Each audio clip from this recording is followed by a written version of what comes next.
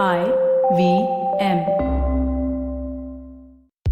I was just thinking about how fascinating it was to watch AI evolve from the technology of the future to the technology that powers today. Real-world applications of AI are now solving complex problems, making processes more efficient and creating new realities.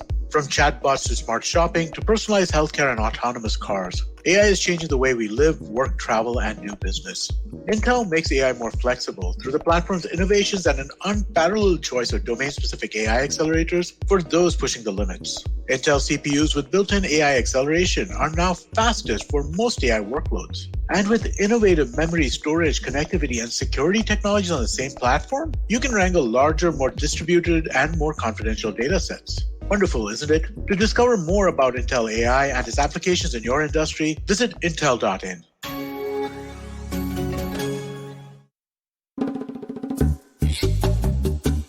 Shunya One is brought to you by Intel. Performance made flexible. That's how wonderful gets done. Hey, welcome to Shunya One, episode 153. How are you doing, Amit? I'm good, man. Looking forward to this one. This is one of the companies that I really kind of like. I've used them a lot.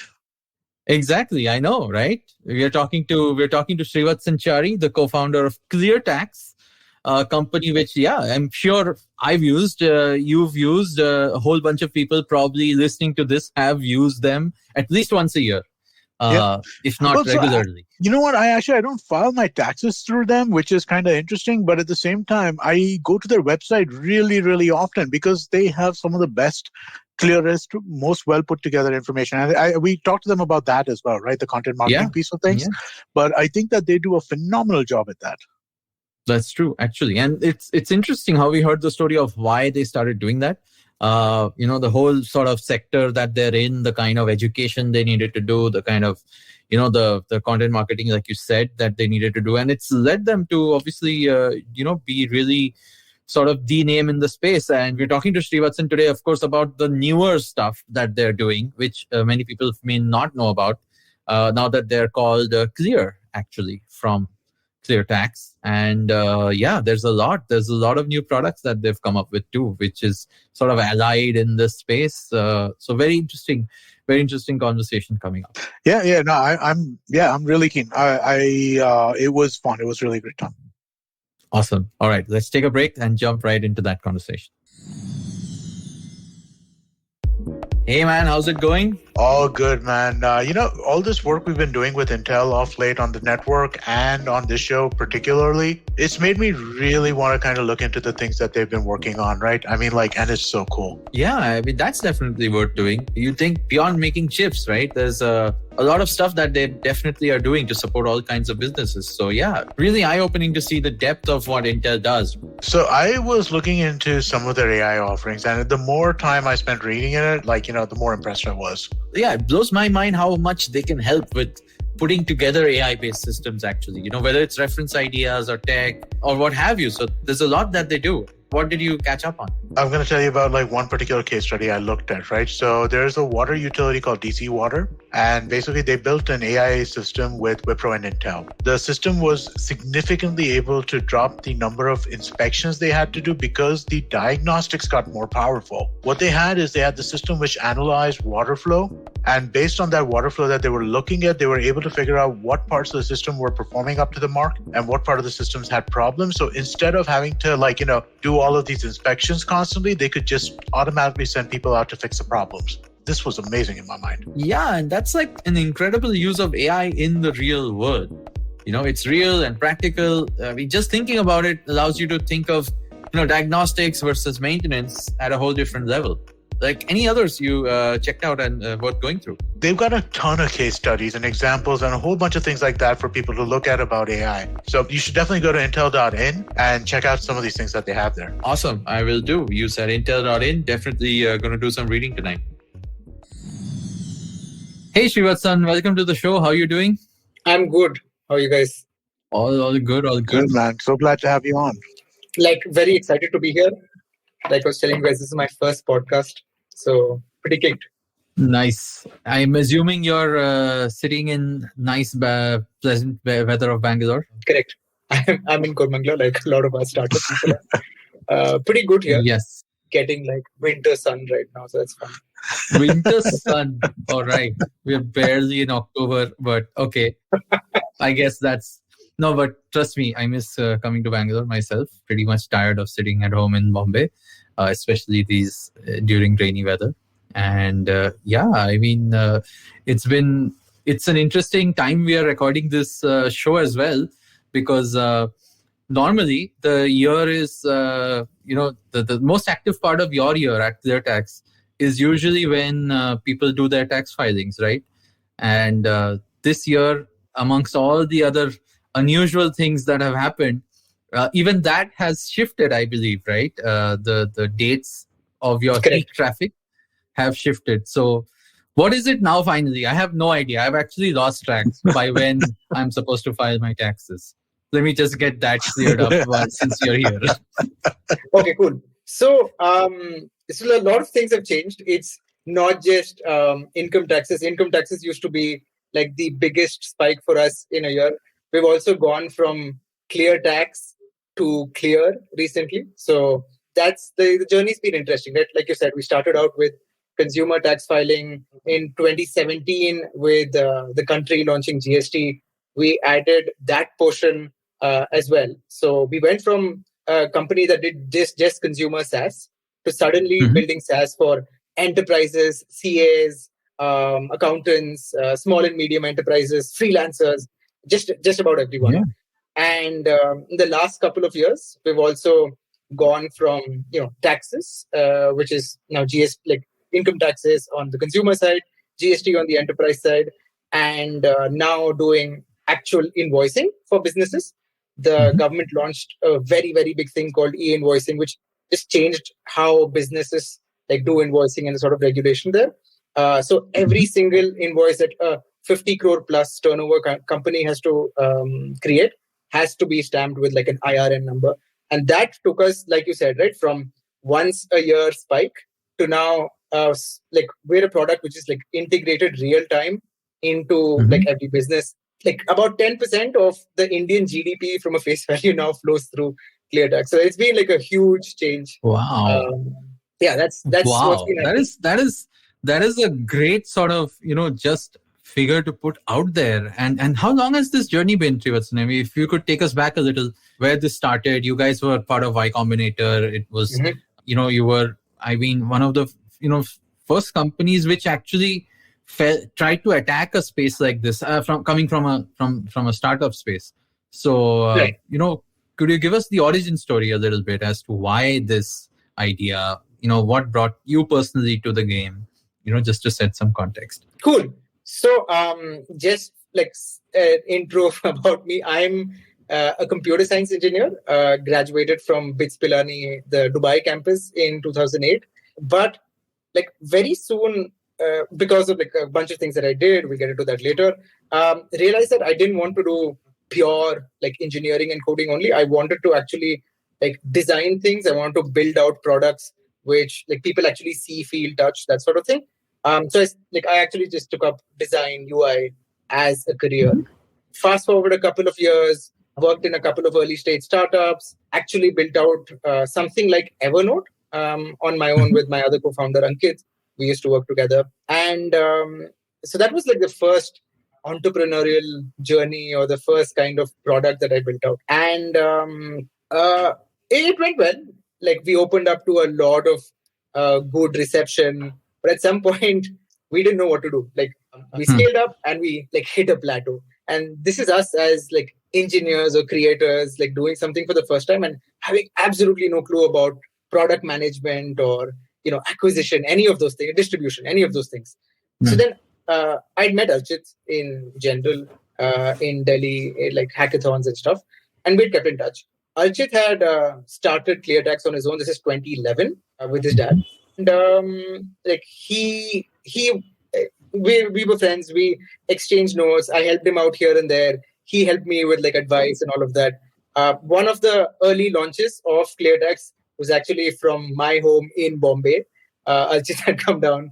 He'd launched like one aspect of Cleartax from there. But we kept in touch. We realized that hey, like Cleartax is actually pretty interesting. It's solving a really difficult problem, which I think we enjoyed as engineers. it actually created impact and created scale. Like it changed people's lives. So that was something that I like really look forward to as well. So then me, Ankit, Archit, we were just like talking and said, you know what, like screw everything else. Let's just do this full time. So Archit had launched the first version, and then me and Ankit, we came on board in 2012. So 2012 to 2014, those 3 years was just, us in a corner of Delhi, Vikaspuri, in this rented bungalow. Just the three of us, no VC money, nothing else, just our own, whatever little savings that we had, really like sort of bootstrapping ourselves. And then 2014, YC happened, and we basically, like, things changed like in a very major way from there. So that's like the founding story. Lots of interesting stuff That's there. interesting. Very cool. I mean, I don't think I've heard that part. And from what I also gathered, it's basically you guys have been all over the Indian startup cities, I think. You said you were in Bombay, then you launched in Delhi, now you guys are Bangalore. So you've pretty much been so I grew based up in out Bombay. of all this. I grew up in Bombay, like early working life in Noida, Gurgaon, and then Cleartax, we started up in Delhi. And 2015, we moved to Bangalore. So yes, all over the place. Yeah. And of course, YC in the middle, in the valley, I'm guessing. Correct. Oh, very so, nice. Yeah. What happened, again, just to sort of, expand on the initial years, right? You mentioned that you guys obviously launched the tax product, which became super popular. You basically simplified taxes for, pretty much the Indian market. And like Amit and I were talking earlier, including even from a knowledge base standpoint, right? Most people were clueless about their taxes. So you not only built a product, but you also built a great content base around what to do, how to solve for it, and so on and so forth. That added on to, then there were obviously the other milestones you mentioned, like GST and all the things you're doing today. When how much of this was, let's say, based on, your product innovation compared to what, like, how much of the product today is really what you guys built versus what you guys made the rest of the market build. What I'm trying to say is that how much of the market today have you influenced with your original sort of initial product thinking around what needs to be solved, like the GST portal or the other stuff that the government has launched today. Feels like was built much after you guys were around. So I want to understand how much did you influence the market of the Indian financial system that you guys operate in today? Okay, that's an interesting question. I'll probably have to like humble brag a little bit, but so that's really interesting, right? Like I think when we started, we didn't have any proxies really. Like I couldn't look at income tax, even GST or anything across the world and say, hey, you know what, I'm going to like copy it, build it this way, something like that. We had to like build out flows completely. I think one of the other interesting parts, right? Like there are very few people building SaaS for India, consumer SaaS, or like, complex, deep journeys, workflows. So there wasn't even like a lot of, narratives around like what to do, what are the best practices, etc., right? So like it's the product design and like actually building experiences was equal parts really exciting and interesting and like frustrating, right? Like you'll come to you'll have people who come to the login screen and you'll say, and this is like I'm talking about 2013 2014, right? So you'll have people who come to the login screen and you'll say like enter your email address here. They'll put support at cleartax.in. So because 3 million plus people file their taxes on Cleartax, and like we go to every single like city, town in India, right? Like there are people in army cantonments who have no other avenue for filing taxes. There are people in like small towns and cities where there's no CA, no accountant, in like and like metro cities, etc. So we had to really think about all those customer segments. We couldn't even say, let's focus on this particular kind of customer segment, because actually the early adopters were people from larger companies, people who didn't have any other resources, who didn't have access to CAs. Yeah, like thousands of customer calls. Like that actually drove product design, like just talking to thousands of customers and figuring out, okay, what do you see on this page? And we didn't have things like Hotjar or Full Story back in those days. Like these are tools that record to understand your user. Yeah, exactly. So I had to that made, like, I think, accessibility a little better for us. We had to put different buttons in different colors. We had to put different text, which was pretty like iconic text or whatever, like things that people could refer to. So you can like troubleshoot on the phone, right? To pick up the phone, sir, wo orange button dikh raha hai? Nahi dikh raha? Theek hai, then I know which page you're on. Okay, you see that orange button, click on that. Oh, now you see that menu, now you click on that, etc., etc. Right? So, actually going through how people naturally use the software, feel the software, what their mental models are, how they take a particular problem, break it down in their head, and now bringing that on screen, that was like really first principles how we built out the product. And we got it wrong a couple of times, but yeah, I think for the most part, that's how we went about building things. So I wanted to kind of circle back a little bit, talk about like the content piece that you guys were that you've done, right? In terms of how well that has worked for you. How was that? How did that come about as a realization, right? That there is this, because there was at that point in time, if you wanted to understand anything around taxes, you had to read ununderstandable stuff or go to a lawyer, right? So I mean, like, what was the kind of impetus which kind of really kind of made you guys go that, hey, this is a great way for us to kind of acquire people who are going to want to fill their taxes eventually? Perfect. So I think number one, like you said, that I was trying to file taxes myself back in the day. There wasn't enough information, so I had to talk to CAs, I had to talk to all of that. And then once we started, it was the three of us, right? We were doing everything from building the product to customer support, to cleaning the toilets. But we got like a lot of repetitive, tickets, emails, and I would sit and reply to every single one of them. And then at some point, I'm like, okay, let me just like write a guide for this, right? And this is before I knew much about SEO or any of those things or like content. I just wrote naturally what I understood, and speaking to customers, that really sort of shaped the nature of the guide, the language, the tone, all of that, because it had to be something that people got immediately and didn't send out an email about. And then, we started seeing that pick up traction. We started seeing people actually come there, look at that first, and then find the website and then find the product. So like, then it sort of struck us, okay, wow, here is like an organic sort of growth lever. One of the mistakes that I'd made earlier was focus too much on just building experiences or like building like fancy stuff and not thinking about distribution, not thinking about growth. So immediately, like, I said like, okay, let me do the hard stuff first. So even though like I spent about a couple of months doing design and stuff, after that it was just hardcore like BD, support, sales, all of that.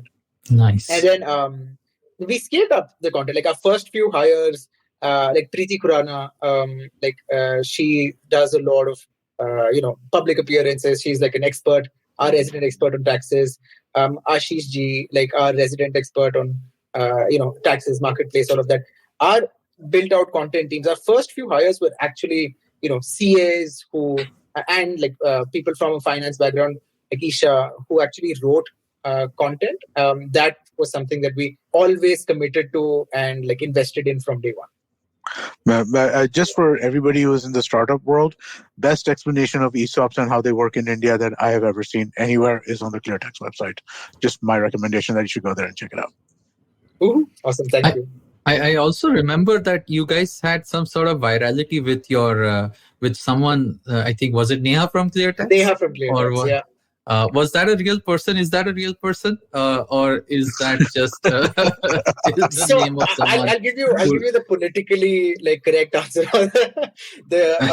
So there are many Nehas from Cleartax. There's always been a Neha from Cleartax. At some point it was me. At some point it was Archit. At some point it was a real Neha. But I think one of the interesting things was a lot of times, right? I'd reach out to people outbound or in customer support. I'd reply. And like people sometimes wouldn't like reply properly. You got like better responses sometimes. You got like more interesting, conversations. Like you got people like sort of not losing it immediately when there was a woman on the other hand, as opposed to me, like some young kid or whatever. They'll be like, "Who are you? Why am I talking to you? Give it to your manager," that sort of thing. So that's where like Neha was invented, and then so Neha graduated from customer support and all of that to actually emails and stuff. So that and at some point we really had a Neha, by the way, who was handling all of this. So that's the story.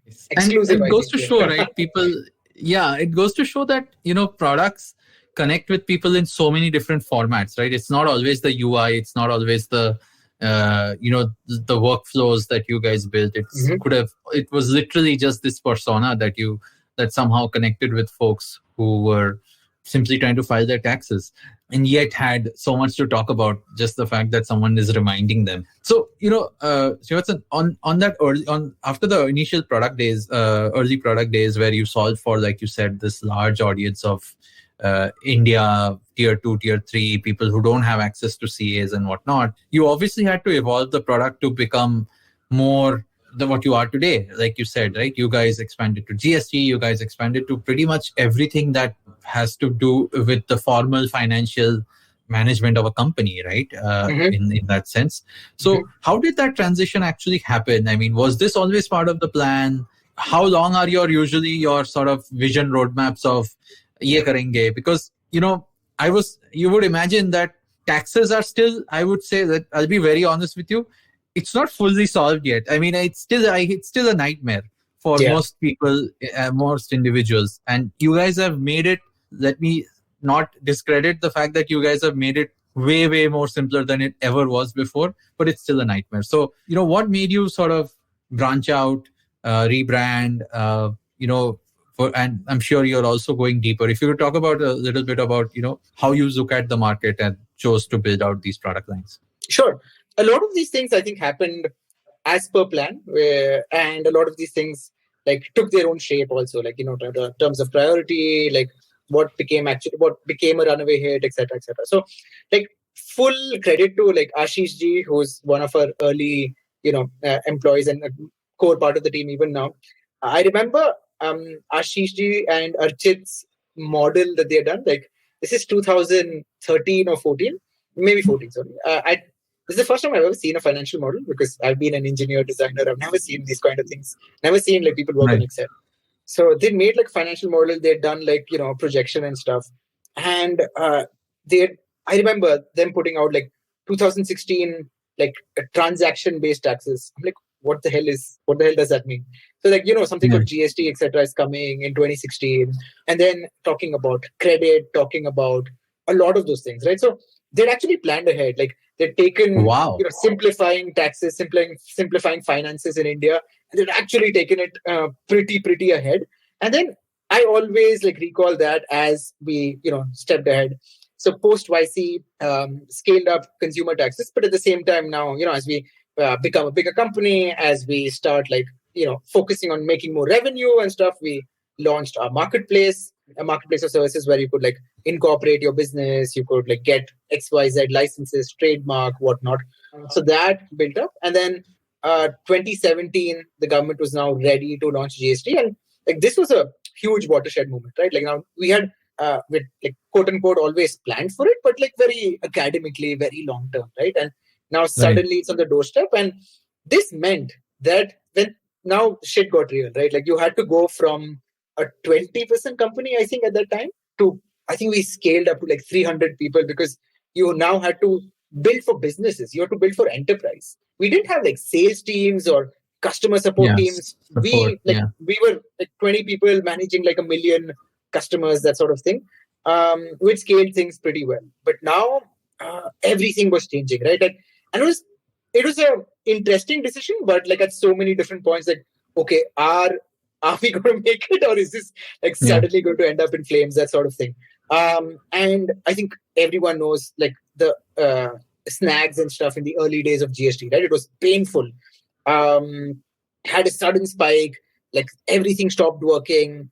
And obviously people will always blame the software, like because that's their, touch point, right? That's Like the the software interface, doesn't yeah. work, the software doesn't work. Exactly.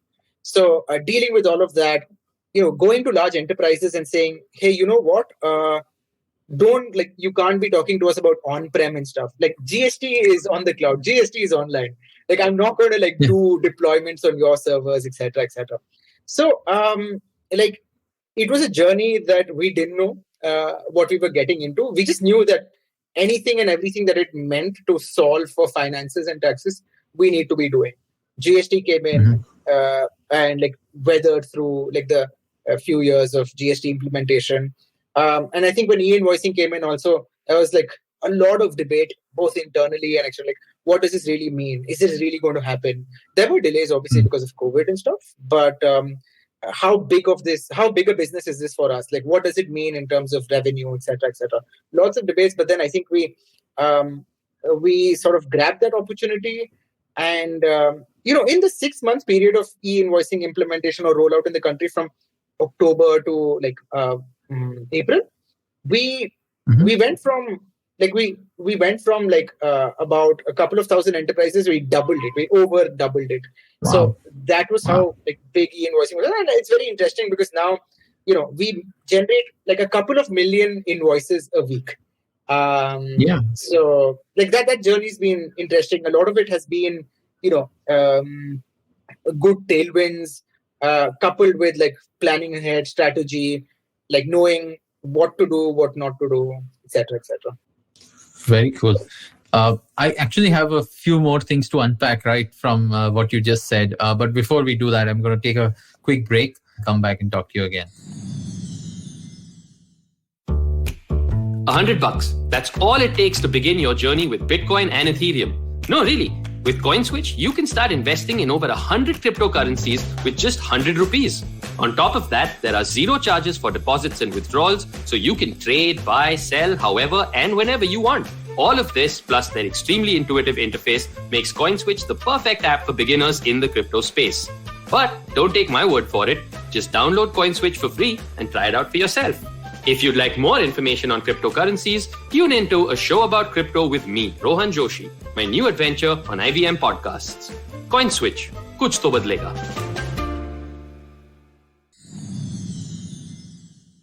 Hey, welcome back, everyone. Amit, you had a question for Srivatsan. Yeah, I did. So, Srivats, based on what you just mentioned right now, right, I want to kind of ask you if you could unpack an aspect of it. You went from individuals to SMEs to essentially corporates, right? In terms of the number of types of customers that you're servicing. And it's challenging to service all these different customers in different ways, right? There are two aspects which I'd kind of like you to kind of expand on. One is acquisition, right? How do you kind of get these people on board, and how that changed you as a company in terms of how you're operating? Because it would. And the other piece is support, right? Because I'm thinking that the support requirements on all of these are also dramatically different, right? So from both of those lenses, if you kind of give us a little insight in terms of how that changed you all as a company. Awesome. Interesting question, stuff that keeps us awake even now, right? Exactly those two things, acquisition and support and the nature of that. We went from, because, we were really, really lean as a company when we were serving 1 million customers. The only way we knew was to scale up support in a way that no one's left wanting. You couldn't do email support for 1 million people, right? You had to make sure that you have crazy amounts of guides, videos, anything that could speak when you're sleeping, that sort of thing. But then we went from consumers like you and me, 180 degrees to large enterprises, because they were the earliest adopters of GST. In that case, right, it was a completely different ballgame. And I'm no shame to say that we didn't know the first thing that we were doing, but we knew that we had to make this successful, right? Acquiring enterprises couldn't be done the same way that you were acquiring customers. You had to go there. You had to go in person. You had to sort of show up there with the sales teams. You had to get collateral. You had to leave stuff behind, brochures, that sort of thing. You had to have videos, product marketing, etc., etc. So we tried every single thing under the sun. I think some of that because we'd done a couple of flirted with large company sort of business when we were doing our consumer taxes. Some of that helped, but it was really like using every single, there's a great book which is called Traction, like actually figuring out your growth channels. That helped me a lot. I just like used that textbook and just bang, bang, bang, hit every single channel that I could. Showed up to offices, like was laughed out of boardrooms. Like, who are you guys? Like, why are you here? You don't know shit about like GST or anything. And just like stayed with it, right?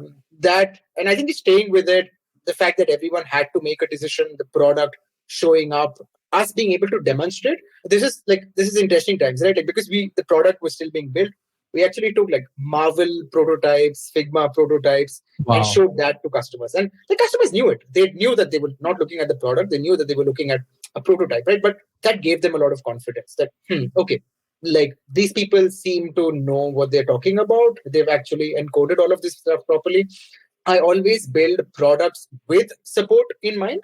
Like, because you're doing like deep SaaS, right? Like a GST product probably has like 1,500 different screens, with so many different permutations, combinations. You need to like embed support in the screens and in the product itself.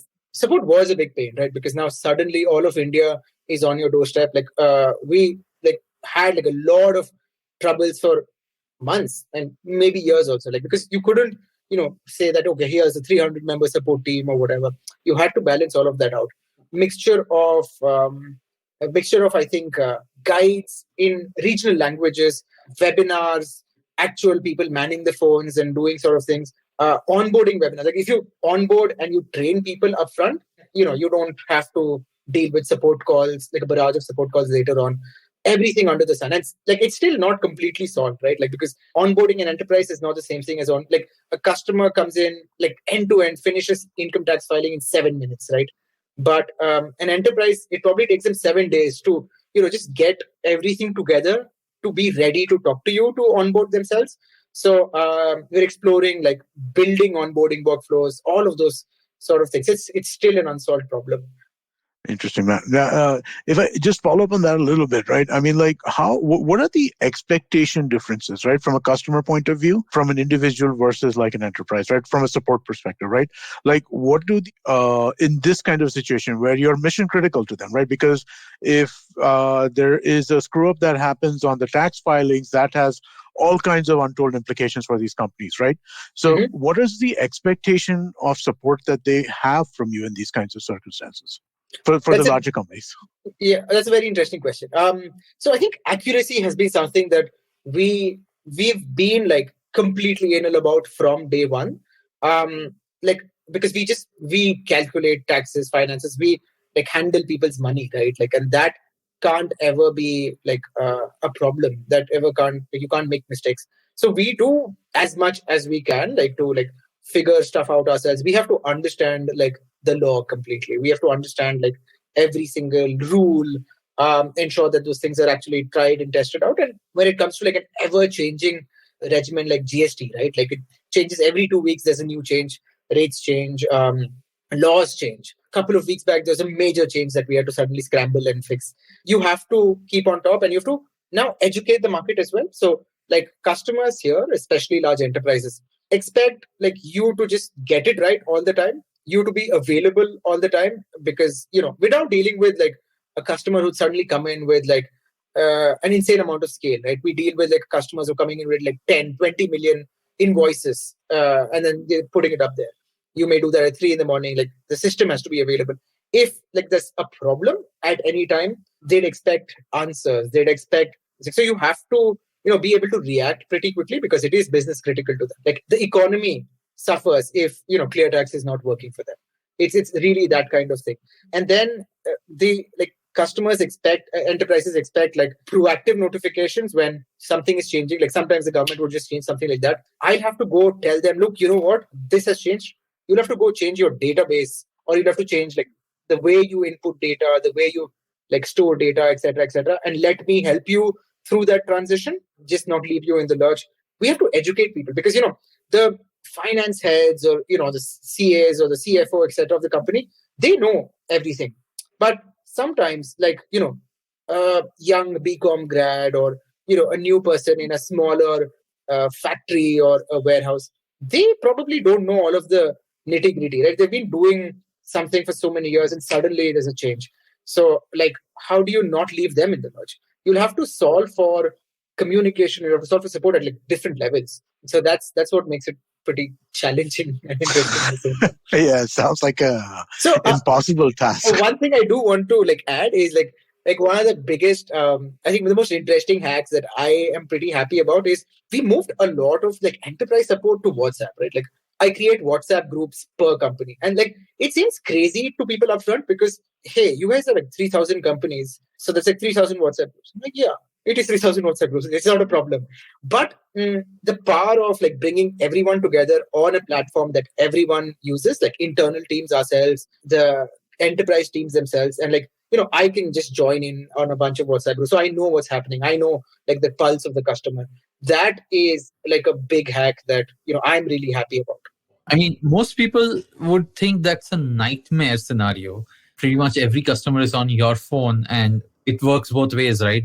While you can reach them, they can reach you. And WhatsApp being WhatsApp, people expect replies pretty much 24/7. So it's interesting that you mentioned it as anyway, right? Like the expectation is there anyway for like 24/7 replies.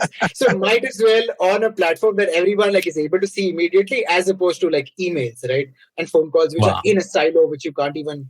That's true. You're probably one of the few founders who are openly saying this. I would love to test this hypothesis out with other B2B, especially SaaS founders, and see whether they would love having all of their customers on WhatsApp groups. But this is amazing. Just to expand on what you guys are doing today, right? You've rebranded. You're in the process of rebranding. Like I just discovered the Clear website. Apart from the Cleartax website and the fact that you guys are doing so much more on the enterprise side recently. So, given this, you obviously there's a lot for you guys to build on top of. The market is massive. What is your sitting in 2021 now with all the chaos of income tax and everything else that you guys are solving for still existing, right? Which you obviously are attacking really well with all the products you have. What does your current roadmap look like? Is it more of the same? Do you guys already have like a crystal ball looking at few other things that the government is going to sort of platform changes that are going to happen to the financial system, which you're already aware of? Or is there a model which you have for the next 5 years out? Cool. So yeah, firstly, hashtag shameless plug. Everyone file your tax returns on Cleartax. Like income tax season is upon us. But okay, that being said, I think one of the interesting things is like while a lot of our roadmap was based on what the government was launching and what is changing in the country from a financial perspective, over the past couple of years, we've the tax SaaS or the regulatory SaaS is like one part. But today, that's how we call ourselves. We are SaaS for invoices, payments, taxes, and credit. So we've been doing a lot of that beyond tax also. E-invoicing is, nothing to do with taxes or whatever. It's just like operating use cases. Running your business, yeah. Exactly. For large enterprises, there are a few other things that you have to do, like e-way bills and e-invoices, different kinds of things for your business. And for small businesses, we launched something called the Clear One suite. It's sort of like a mini ERP for a small business. It's something that you guys could use, a freelancer could use. I have a couple of 50, 100 crore kind of turnover enterprises also using it, which is pretty interesting. So that allows you to do everything from invoicing to e-invoicing to inventory to GST and all of that. It's out in beta right now. That's something you guys can check out. We're solving for, vendor payments. We're solving for, payments of distributors. We're solving for in the supply chain, right? Today, everything is digitized now, or things are getting more and more digitized. Every single invoice, every single transaction is something that, the government or even internally within the enterprise, people expect to be completely live and digitized. Now it's, COVID times, work from home. You don't have the face-to-face touch points. So that all the more means that, you want things on emails, on a platform, etc., etc. So those are the kind of problems between businesses that we're solving for, right? We're building the network for businesses in the country where any kind of transaction, just imagine, imagine the kind of difference that Discord or Slack brings to people's lives, when you're communicating across teams also. How do you bring that level of productivity for businesses? for the kind of payments, right? Because when you're far away from like actual flow of business, when things are obviously difficult from an economy perspective, when the payments get delayed, people just like don't pay on time. How do you offer people credit in these times? How do you and a lot of these people just need working capital to make their business move, right? It's not like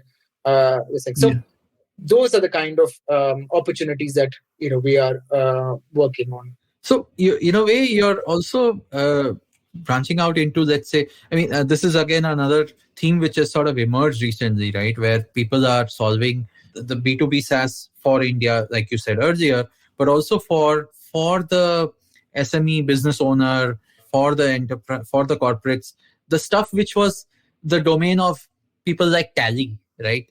Forever. And a few other on-prem sort of solutions which most people have been used to. You guys are you saying that you're building this new wave of cloud-based, fully digital, fully integrated sort of suite of products for the Indian business owner, and that's your sort of vision, like solve everything end to end? Exactly. So Tally is a great tool for accountants, right? But the business owner typically never has a look at it.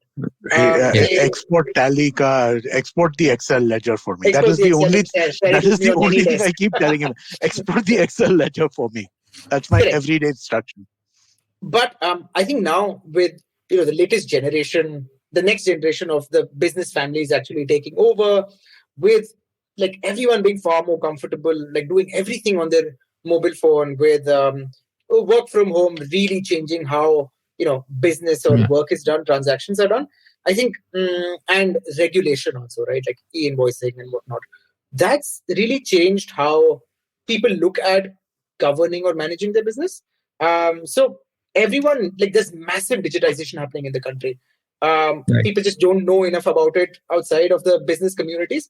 But the interesting thing is, there are 50 million plus, but 50 million individual taxpayers like you and me as individuals, but there are also 50 million businesses in the country. It's that neck and neck. Right? Now in these modern times, with this massive digitization, you just can't run it without software. You can't run it without SaaS. So that's really the reason why everything is like software is needed yesterday. And the use cases obviously are very deep, right? Businesses are so fragmented in the nature of work that they do in India. You can't just build one size fits all that easily. It's going to take a lot of time. You'll have to really get into the nature of their business. And businesses don't care about just simple workflows. I think it's really critical, your product, how do you save time and how do you save money for them? Dealing with the product is not something that the business owner enjoys, right? She probably wants to just get in, get out pretty quickly and figure out with all of these different layers of regulation and taxes and whatnot, how am I not screwing up? How am I not wasting money? The health of my business. Exactly. And it's very easy for you to just do normal stuff and do everything right, but still have a lot of money just untouchable because of some sort of the sequence of paying certain things, or the sequence of claiming input taxes and all of that. You could actually get 3 to 7% more on your margin. Those are the kind of problems that our tools actually help, not just pure workflow. Awesome. I mean, obviously there's so much, so much to solve once you get into the life cycle of the business owner, and there you guys are doing it. So there's a lot of manual stuff that everybody does, right? Everybody is all of the reporting and stuff like that I need to do on the financial front, right? It's pretty much done okay, take the export dumps and then after that, figure some stuff out, right? Mm-hmm. And there's a lot of opportunity for automation and for just even simple intelligence, right? Can we even categorize expenses, right? Even that is tough to kind of pull out sometimes. So there's a lot of opportunity, I think. Yeah, completely agree. I still have HDFC Bank with one screen. I have an Excel on the screen. And I'm doing some of those things. Oh man, don't we all? Don't we all? All right. There's also, I think there's also a bunch of other products that you obviously do have. I've been seeing, over the years, now you're going to be you're going to say you're going to be called Clear, which is obviously bringing a lot of clarity to, let's say, the Indian business. There's also on the consumer side a product called Black from Cleartax, which I think you guys have launched for some time. There's an app out there. I haven't used it yet. I have used Cleartax, of course, but what's the direction there? Is that like every other product out there which is trying to solve for, let's say, personal finance for individuals, or what's your unique sort of value prop? Cool. So, like, India is a huge country, right? Like, the market is really large, and I think that's one of the interesting things. There's no dearth of the market for you to like go in and solve for and like extract value out of. Everyone takes different directions. We took the tax direction, but I think taxes are so like heavy, right? So like people necessary evils is necessary evil, yes, but like people also like just think about you as Cleartax, they only do taxes, there's nothing else. But on the consumer side, we've actually been doing a lot, right? We've been like taxes are one touch point in the year, but the interesting thing, as this will probably be like the 10th year of certain the most loyal users like filing their tax returns on Cleartax. Like it'll be the 10th year running, right? So we see like insane amount of retention, very high NPS. One of the interesting things is now there are very few products out there who've seen like users come back again and again over a decade now. They've come to us, like users themselves, like asked for different things, right? Like, look, you've done taxes for me. That's great. And like, there's no human or whatever behind the scenes. It's just like automation. It's just rules. It's software. So they're like, can software help me deal with like tax savings? Can software help me deal with like investments, right? Like a lot of us, I think, people who are pretty clued into like finances, the markets, etc. I think we like to keep tabs on what's happening, how the markets are moving, funds, whatnot. But the vast majority of the country, right, they don't care. They just want it solved. And they also don't have the probably like, information or the peer group necessary to sort of educate them about these things or even like help them cross that motivation barrier. So customers said, you know what, like it'll be great if you solve investments, tax savings, all of that. So we started building that out. And like during the tax season, during investment declaration times, etc., like we see huge spikes. We see people using it like crazy. We help people with things like rent receipts. We help people like figure out their HRA. So there's actually like a lot of things that we do. But then, from a branding perspective, like how do I do this? Like, do I say Cleartax filing? Do I say Cleartax invest? Do I say Cleartax rent receipt? Blah, blah, blah. Right? It's a mouthful. And like across someone's life of like 5 years, 10 years, whatever, there's so many different touch points, right? Like create a will, like buy a house, like make the decision between should I rent, should I buy, should I just put money into like something else, some other asset? And like people always asked us or depended on us for these kind of decisions. So we said, you know what, like I want to bring all of this together. I don't want it to be quote unquote anchored to taxes. We were like figuring out like internally brainstorming. And they're like, yeah, black money, that's interesting. So I'm like, let's go for that.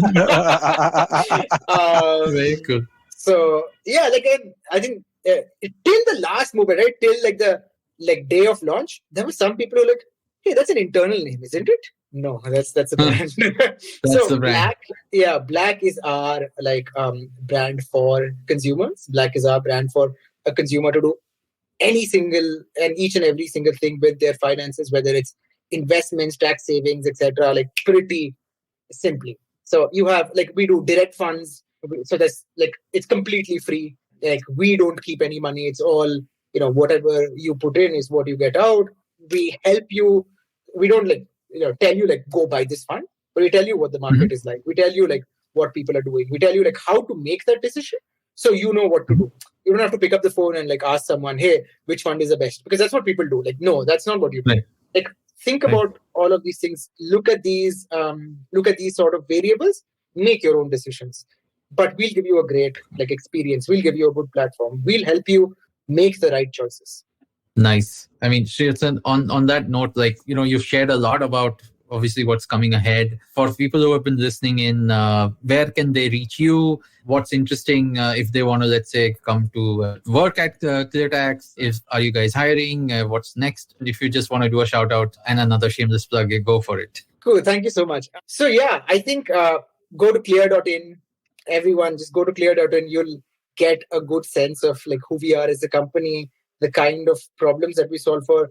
Like we solve really difficult problems that a lot of people don't want to, but there's like this economy changing effects that you have working at Cleartax, right? The software, the products that you build really shape the economy and businesses. The problems are really like painful. The problems are pretty difficult. It's a challenge. Always hiring really motivated engineers, product managers, and designers. I've done all these 3 jobs myself. So reach out to me, Srivatsan at clear.in. Would be like happy to get you in the loop. And yeah, I think like solving for the country is equal parts painful, equal parts interesting, and equal parts rewarding. It's a lot of fun. But yeah, putting that out there. Awesome. Great. Just everybody else would like to quickly remind you, please do go to Apple Podcasts or Spotify or wherever you're listening to this and do give us a rating, a review, whatever is available on the platform that you're listening to. And also tell somebody that you enjoyed listening to Srivatsan talk about all of this stuff that Clear is building on the show. I think that would also be a great way for you to, show your support to the show. And Srivatsan and Cleartax. Absolutely. And I'm sure if you haven't already done it, file your taxes. It's almost deadline time. So on that note, Srivatsan, thank you so much. This was a very enlightening conversation, to say the least. And of course, you guys are on a path to solving for so much, which we can clearly see. So thank you. Thank you for sharing this with us. And look forward to all the cool innovation you guys build on. Thank you so much, Shiladitya. Thanks so much, Amit.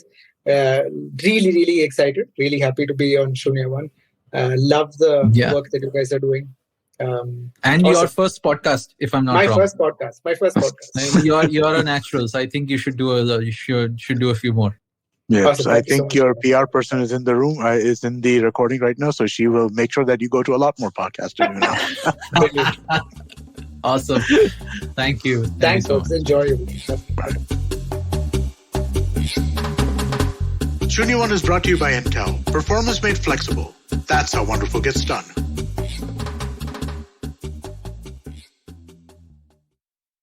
Hey everybody, it's been a great week on the IVM Podcast Network. On Cyrus says, actor and author Kalki Kekla talk about her amazing new book, Elephant in the Womb. As Cyrus and Kalki go through some funny illustrations in the book, Kalki brings up what people don't talk about when it comes to pregnancy. On The Habit Coach, Ashton explains an interesting perspective on the Teflon mindset. On Smarter with Sid, Siddharth debates whether thrift stores will remain a niche thing or accepted by the Indian masses. On Press Decode with Vagda, Sareen, and Sarah, they discuss how India dropped by 7 spots in the latest Global Hunger Index rankings. On Hansvani, here's this fascinating story. It's titled Helium and it's written by Lalit Karthike and narrated by Casey Shankar. And it's such a really, really good thing. Definitely check that out. Do follow us on social media. We're IVM Podcast on Twitter, Facebook, Instagram, and LinkedIn. And remember, if you're enjoying this show or any of other shows for that matter, please do tell a friend. And finally, we'd like to thank our sponsors this week, Cred, Bank of Baroda, Quarter, CoinSwitch, Kuber, Slay Coffee, Intel, Kotak Mahindra Bank, and Oxfam India. Thank you so much for making this possible.